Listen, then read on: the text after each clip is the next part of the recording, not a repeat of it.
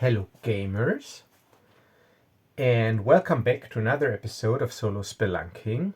And this episode will be a Solospelunking table talk, which means it will not feature any gameplay, but instead I want to take you with me on a little, not really a journey, but on a little brainstorming session, because what I have here in front of me is a printout of the F.O.R.G.E RPG. And F.O.R.G.E is short for the Fantasy Open Role-Playing Game Engine. And this is by Oliver Fradgley. I hope I pronounced this right. And this is not the most up-to-date version. This is like the old version. There is a newer anniversary edition out, which I also got, but I don't have it printed yet. So for the purpose of this video, and I will get to what the purpose of this video is in a second, I will be using this document of the F.O.R.G.E role-playing game. And so what I want to do today in this video is I want to go through this document and brainstorm a little and showcase my thought process in converting this document or this game system, or not really converting but adapting this game system for space opera games.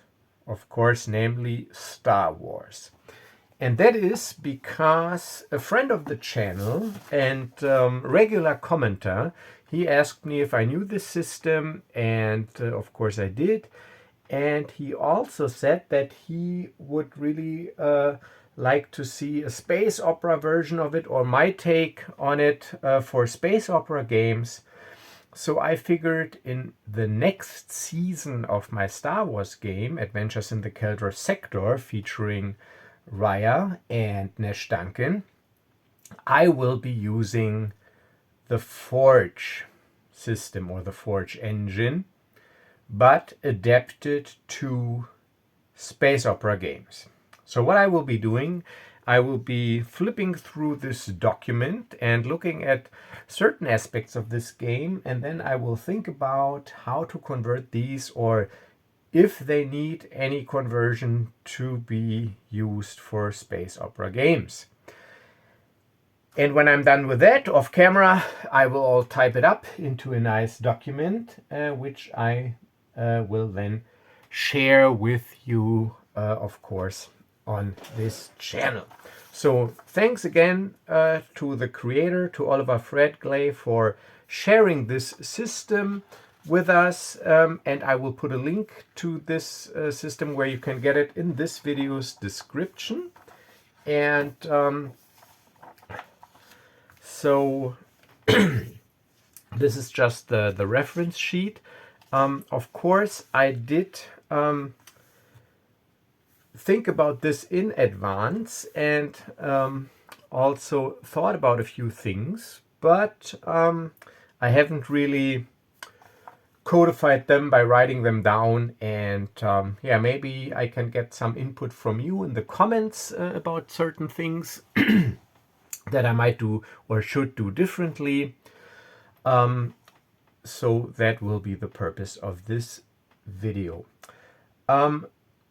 One thing, I will not convert all these beautiful generative resources that this system includes. So that this system is tailored to fantasy games. It is BX compatible. It takes a lot of inspiration also from other old school games, and it is shared under a Creative Commons license. So you can also modify, adapt, and rearrange this content.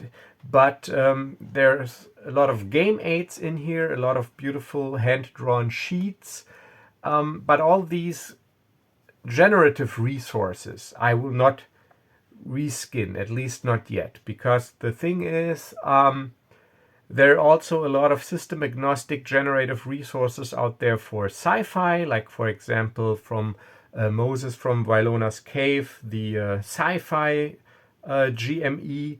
Then of course my own product, the Solo RPG framework and toolbox, which includes generative resources. And there on DriveThruRPG, there's like the book of random encounters for sci-fi and 100 odd sci-fi cargoes and whatnot. So my point is, you can easily get a lot of system neutral generative resources tailored to a sci-fi setting. So I don't really see the point in doing all the work and converting all these generative resources. So in this video, I will focus on the system mechanics or the rule mechanics. So, but this is just to give you an overview here. There are play procedures and quest generators and settlement generators and whatnot. So basically almost half the book is GM and solo tools. There's also a video on it on this game on Geek Gamer's channel, so I will link to that if you want to get a more thorough view of this system itself. But today's video will focus on converting or adapting the rules. So the first thing I usually do when I convert systems to space opera, I think about what is like the core identity or the core mechanic that defines the identity of the game that I'm about to adapt. And of course, I do not want to change this core mechanic, because if I would do that, obviously it wouldn't be the same game anymore. So for F.O.R.G.E, in my opinion, and everything I say here is of course my opinion, so I might not always put it in front of my sentence. So whatever I say here, just imagine that I said in my opinion before I said it. So so I think here the core, or the top three core mechanics that identify this game are, of course, the task resolution attribute check mechanic. And this is a D20 roll high system. And here the thing is that you roll D20 plus a check bonus. And the check bonus, it consists of two components: your attribute modifier, which is basically like your ability modifier, and your level modifier. And you roll against a set target number of 15. And so I will of course keep this core task resolution mechanic, otherwise it wouldn't be the same game. So of course the task resolution is one of the main core identifiers. The other thing is, it is a classless system, and I do really like classless systems. It is heavily inspired by Knave, so I will of course also keep it a classless system, and it uses slot-based item management and inventory, so of course I will keep that as well. So basically it's a classless system that uses a slot-based encumbrance system, and I think this is important in conjunction with it being classless, because what you carry and the amount of stuff you are carrying defines or can define the role of your character in the game. So we have to obviously keep this mechanic. And another core identifier is that it uses the old school ability modifier spread for your attribute or modifiers. So I will keep this core engine in place. The inventory slots, the checks, the attributes, and the system with the attribute and level modifier determining your check bonus. So here in F.O.R.G.E, from your 6 core abilities that you all know and love that are listed here, you pick 2 of them as your primary abilities, and the other abilities are automatically your secondary abilities, and your level modifier for your primary abilities equals your level, and for your secondary abilities it is your level divided by 2 rounded down. And so let's say dexterity is your primary ability and you are level 2 and you have a dexterity score of 13. So your dexterity score of 13 would give you a +1 modifier. This would be your attribute modifier. And your level 2, since it is a primary ability, will also be your level modifier. So your total check bonus would be +3.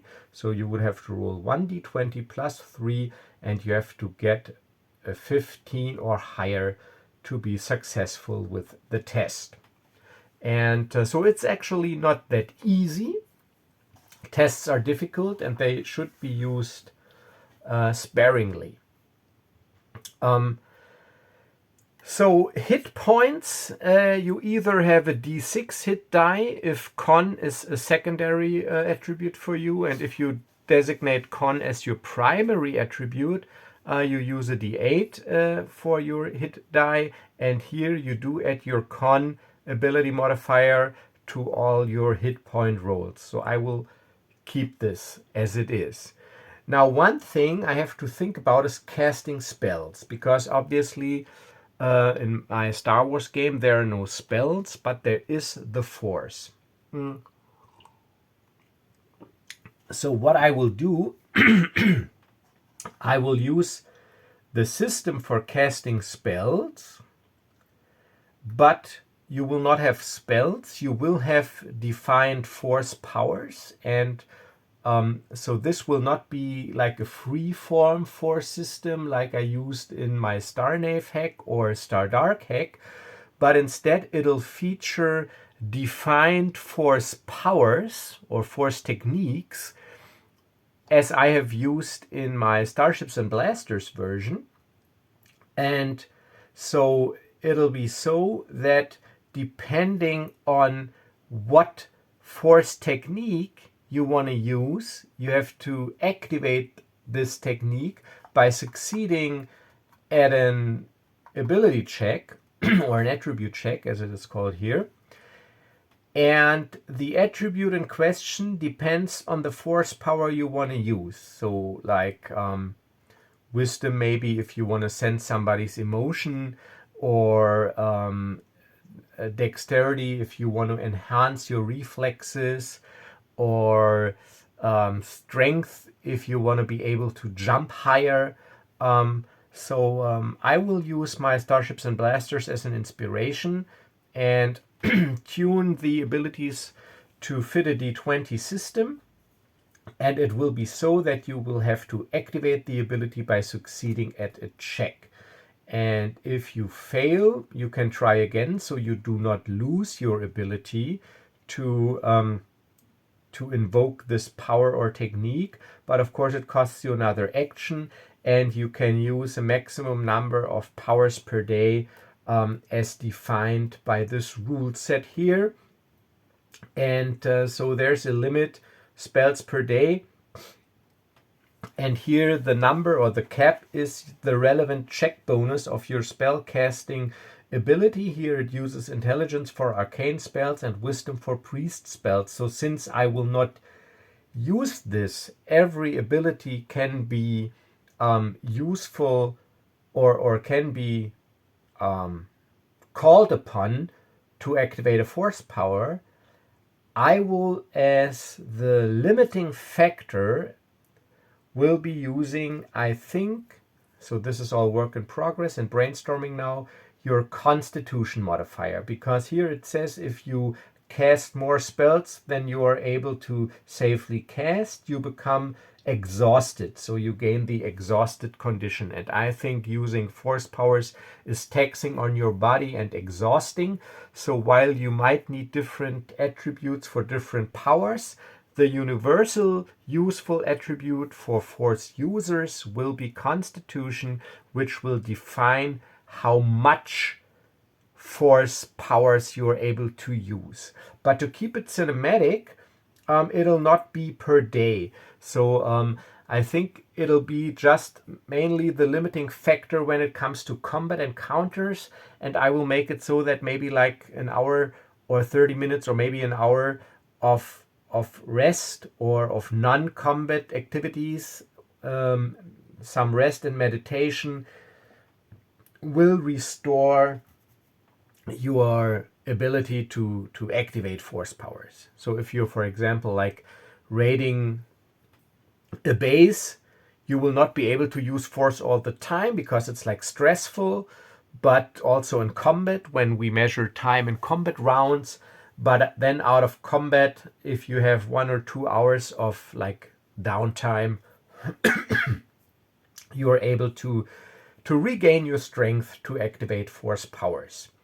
And I will make it so, since it is not class based, that you can just simply decide if your character wants to be able to use Force powers or not. So now you might think, but there needs to be a balancing factor, because here, for example, everybody can cast spells if they have a spell book and a rune stone, but you can cast spells while you are wearing armor, at least not arcane spells. But I think, so for me, since I mostly play solo and I will probably be the only one using this system, for me it is not a matter of balancing, but what kind of character do I want to play? Do I want to play a Force user or not? I'm not like a power gamer or min-maxer, so if I decide it doesn't fit my character concept, I will not play a Force user, and if I think it does, I will play a Force user. I will not play a Force user just to give me some in-game benefits. And of course, if you play Star Wars, there's always like this story disadvantage that, depending of course in what era you play in, Force users are hunted by the Empire and the Inquisition, so you always have to keep a low profile. But you can of course handle this in any way. You could rule that if you want to use this, if you roll a critical failure, for example, you suffer some sort of backlash. Or you can say, yeah, well, you have disadvantage on trying to activate a Force power when you are wearing armor or whatnot. But I think I will go this route. You can just decide you want to be able to use the Force or not, and yeah, your maximum number of Force uses per day is limited, and I will make a list of Force powers that you can use.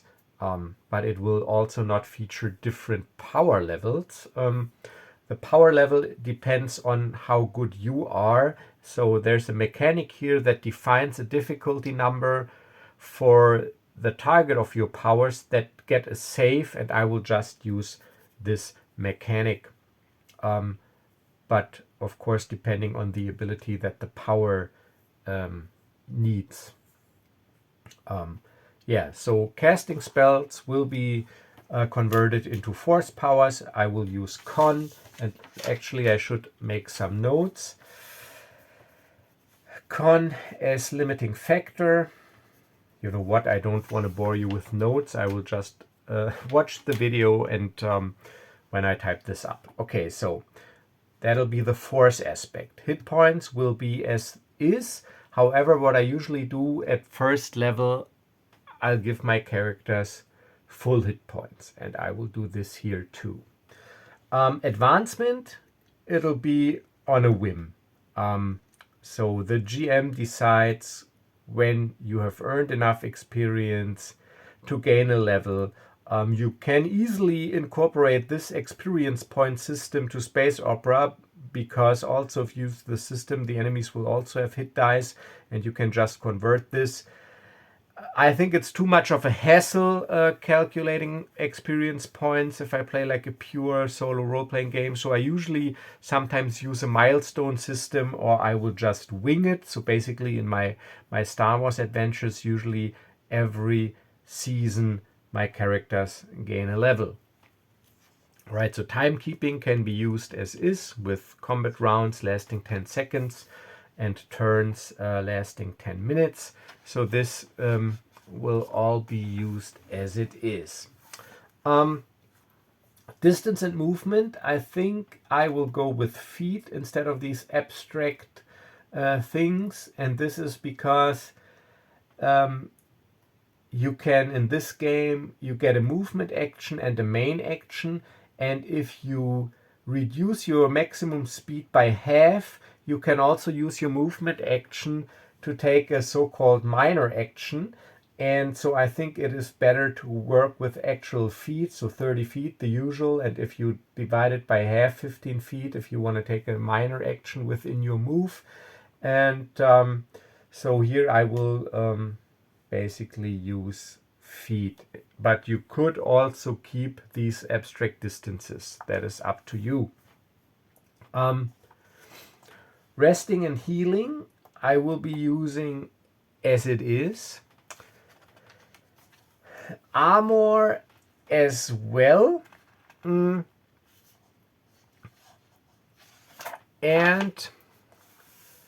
yeah, in combat, so like I said, I went through this in advance and had already some thoughts. So combat will be basically as it is here. However, here it looks like that it is always a set structure. You have to take your movement action first, and then you have to take your main action. So in my game, it'll be, or in my adaptation, it'll be that you can switch these up, and you can take your main action at any point before, after, or during your movement action. And I will keep this, that if you downgrade your move by half, and I think this is not, oh yeah, it's also in here. I thought it was just in the anniversary edition. No, but here you have it with the minor actions and moving in melee. So I will use feet. What I will do is I will not use side-based initiative. Because actually I'm not a big fan of side-based initiative. I use it in my Defenders of the Shadowlands because it's rules as written in Solo Dark. And here also in Knave it is side-based, but I think side-based is pretty unfair for the side losing the initiative. If like I don't know,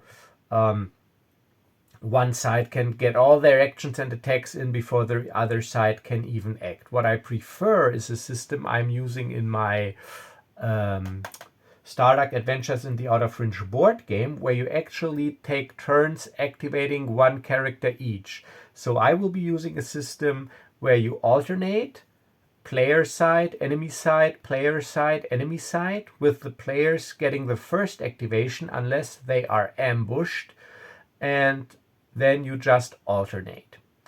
I think it speeds things up because you don't have to roll initiative. You know, always one player character will go first unless the story dictates otherwise. And then it is a simple I go, you go system.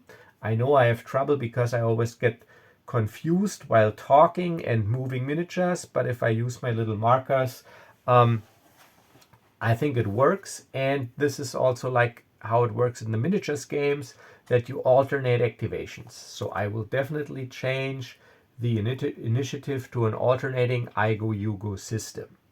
I will keep, like I said, the minor action and main action thing. I also will keep the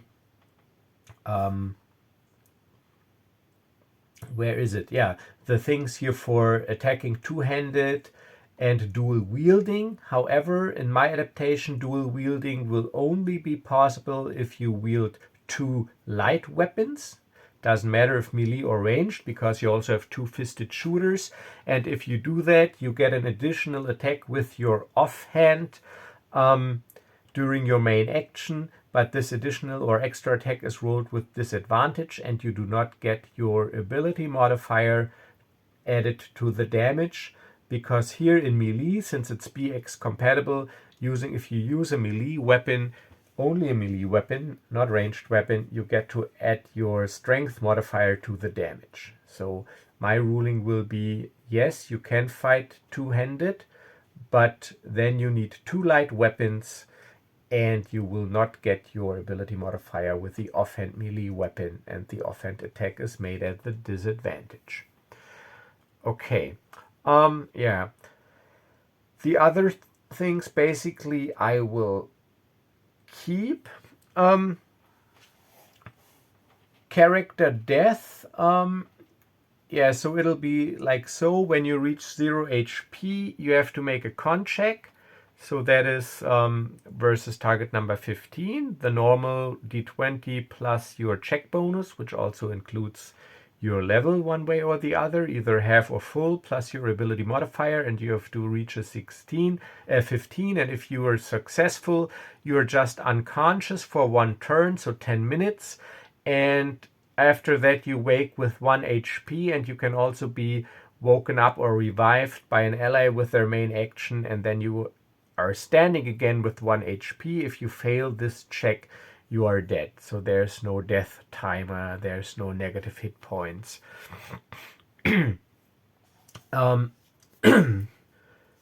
Then, what else? Oh, yeah. Exactly, character generation. This is now where I also will make a few changes. So I will keep everything, meaning you have to choose 2 attributes as your primary attributes. I will keep the old school ability modifier spread and everything. However, and those of you that know me know that I don't like adventurers with below average stats. So I have found a dice rolling system actually for me that works really well. I do not roll 3d6 for each attribute. I will be rolling 3d4 plus 6. So your attribute spread will be between 9 and 18. And on average, it'll be around 12, which, using this old school spread, would be a modifier of +0. So actually you need a 13 at least to get a +1 modifier. But at least you will always have at least 9, so you will not get a penalty, and if you're lucky, you will get a bonus. So I will be using 3d4 plus 6. I've been using this for a while now for my off-camera games, and it works really well. And I'm also a friend of player agency, so in my adaptation, you roll 6 scores, and then you can assign them to the attributes as you see fit. And after that, you choose your 2 primary attributes, and the rest will be secondary. Starting hit points, like I said, you get your full die value at first level, and here you add your con modifier at first level and also whenever you gain a level. So it is different than in Shadow Dark, for example. But of course, this is in line with standard BX. Now there's another thing where I will at least provide an option, and this is occupation. I will, of course, replace this occupation table with a space opera sci-fi occupation table, but I will also introduce or give you the option of using a simple skill system, because I'm not really a big fan of skill systems that use like backgrounds or occupations and just state, all right, so whenever your background implies that you should be good at something, you get advantage. Because for me, I think it is always hard to basically find or define the boundaries of what is possible with this background and what not. I have discovered that I tend to basically overextend my capabilities and try to somehow justify whatever action I do with being fitting for my background or occupation. I hope you can follow and know what I mean. This is just me. You could be perfectly fine with this occupation system. So I will provide this occupation system where you roll or choose 2 fitting occupations for space opera games, but also I will introduce a skill list of 12 broad skills, and one occupation will be worth 2 skills, so you could choose to pick 2 occupations, or instead of picking 2 occupations, you could choose 4 skills that you are trained in, or you could mix, you could choose 1 occupation and 2 skills. However, then you got to be careful that it so that it's not so that you say, all right, with my occupation I can do everything except these 2 things that I've covered with the skills. So I wouldn't really suggest mixing, so either choose occupation or skills. I will definitely be choosing skills, and so I will include a simple skill system in here, and it'll be so that a skill is not tied to a certain attribute. You can use every attribute for every skill depending on what you want to achieve. Task resolution does not change. You still roll your attribute modifier plus your level modifier as a check bonus. The only thing a skill does is you get advantage on the roll if the skill is fitting for the task. So for example, let's say you want to intimidate someone, and usually what I do is for intimidation, you do not use charisma, you use strength, because your physical build will be what is intimidating. So let's just say you have a character who picked, however, dexterity and charisma as primary attributes, and strength is only a secondary attribute. You would still use strength for intimidating, but since you got the skill, you would roll this check with advantage. I will provide a skill system using the same mechanics for task resolution. Starting gear will be predefined. Quick equipment, I don't really think I need it. This is just to simulate the classic fantasy classes. So I also will provide a short gear and shopping list tailored to space opera. Downtime, I haven't really thought about. I might add this later. However, I do like this gambling mechanic here, because, like, you know, I like to play scoundrels, so I will basically use this as it is.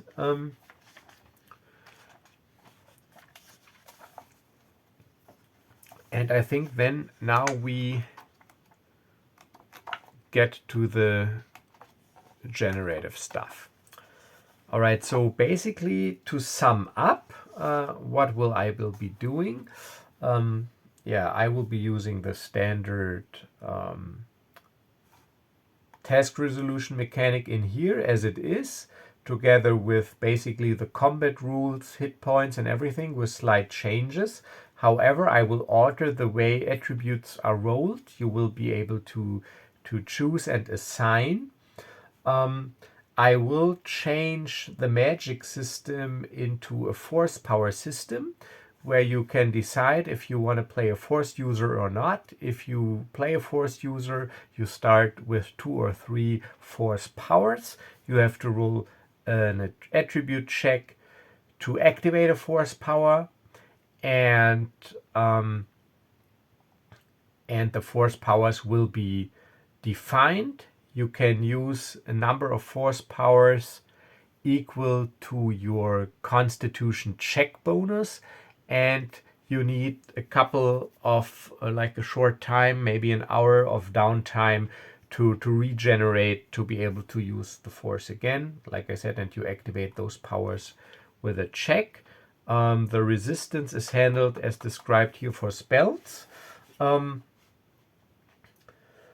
And I think that does basically cover it all. Yeah, I thought about, like, For example, there's no such thing here as an attack bonus table. So your attack bonus is your normal check bonus. So you use strength for melee attacks, and in my adaptation for light melee weapons, as it is common, you will also be able to either use strength or dexterity, but only for light melee weapons. And ranged weapons will be dexterity, and this is what I want to talk about. And so if you pick these as primary abilities, basically your attack bonus goes up every level because your level bonus is your character level. If you have one of them as a secondary ability, you get an increase at every even level plus your ability modifier. So this basically also your choice of primary and secondary attributes also determines your attack bonus progression, if you want to call it that. And now here comes the thing. I've already talked a lot about how in classic D20 sometimes dexterity is an overpowered stat because usually it is used for initiative if you go by rules as written a lot of times. So it's initiative. It increases armor class. It is also used for ranged attacks. It is also, if you work with saving throws, for reflex saving throws, which are also not unimportant. And you could also use it for melee attacks using finesse weapons, at least in some systems. So it's an immensely useful stat. And Knave changed it somewhat by linking your ranged attack capability not to your dexterity but to your wisdom score.